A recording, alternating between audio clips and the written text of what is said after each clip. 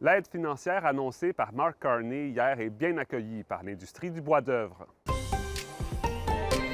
L'aide s'élève à 1,2 milliard de dollars en garantie de prêts et en subventions. Sur la Côte-Nord, la coopérative forestière Bois-Saco voilà une reconnaissance de l'importance de l'industrie. Elle espère que ça va permettre aux entreprises de préserver le marché américain. Carney veut aussi augmenter la quantité de bois d'œuvre utilisé dans les constructions résidentielles canadiennes. Maintenant, ce n'est pas encore clair comment cette aide financière pourra être utilisée. Bois-Saco, comme le reste de l'industrie, attend de voir quels programmes seront créés.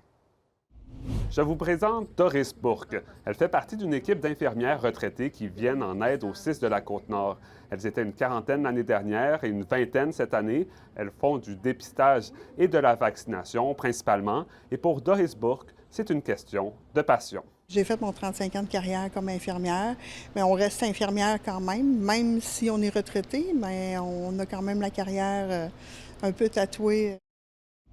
Connaissez-vous les haltes garderies? C'est un service qui est censé subvenir aux besoins ponctuels en gardiennage des parents. Mais voilà que sur la Côte-Nord, cette vocation est transformée à cause du manque de place en CPE. À toute fin pratique, la halte garderie de l'Envol à cette île s'est transformée en garderie en part entière, mais pour laquelle les parents doivent faire la file le matin et l'après-midi.